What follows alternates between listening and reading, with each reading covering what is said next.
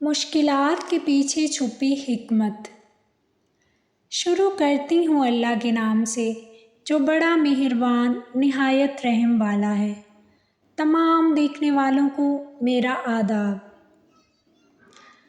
وقت سے پہلے حادثوں سے لڑی ہوں، وقت سے پہلے حادثوں سے لڑی ہوں، میں اپنی عمر میں کئی سال بڑھی ہوں۔ جب انسان پہ مشکل آتی ہے تو اس کے سامنے دو راستے ہوتے ہیں، ایک یہ کہ وہ برائی کو اپنا لے اور دوسرا اللہ کا شکر ادا کر کے صبر کے ساتھ مشکل کا سامنا کرے۔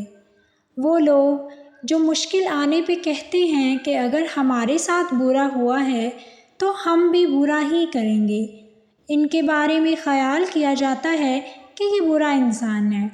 بعض اوقات برائی اچھائی پہ حاوی آ جاتی ہے، ان کی اچھائی برائی کی پردے کے پیچھے چھپ جاتی ہے۔ دوسری طرف وہ لوگ ہیں جو ہر آنے والی مشکل کو اللہ کا انعام سمجھ کے قبول کرتے ہیں، صبر سے اللہ کی مدد طلب کرتے ہیں۔ ایسے لوگوں کے لیے اللہ کی طرف سے خوشخبری ہے، کیونکہ اللہ پاک قرآن مجید میں فرماتے ہیں بے شک ہر مشکل کے بعد آسانی ہے۔ آزمائش کے آنے کا مقصد ہی ہمیں زندگی کے امتحان میں کامیاب بنانا ہے۔ جب تک ہم گریں گے نہیں تو اٹھنا کیسے سیکھیں گے؟ غم کا آنا اس بات کی بشارت ہے کہ زندگی میں اب کوئی آسانی آنے والی ہے۔ ہم نے سنا ہوگا کہ سونا بنانے کے لیے تانبے کو 99 دفعہ بھٹی سے گزارا جاتا ہے۔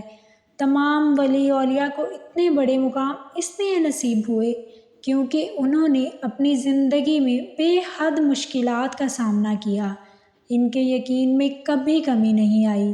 ایک مثال ہے کہ خزانہ جتنا قیمتی ہو اس کی حفاظت کے لیے سانپ اتنا ہی زہریلا ہوتا ہے۔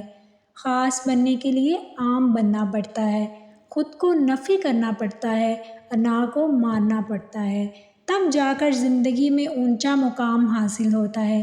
میری آپ سے گزارش ہے کہ ہر آنے والی مشکل کے سامنے ہار نہ جائیں بلکہ اس کا مقابلہ کریں۔ اللہ کا وعدہ ہے کہ میں کسی کو اس کی حیثیت سے بڑھ کر نہیں آزماتا، تو پھر گھبرائیں نہیں، مسکرائیں اور اس وقت کا انتظار کریں جب ہر طرف روشنی ہوگی اور آپ کی کامیابی کا شور ہوگا۔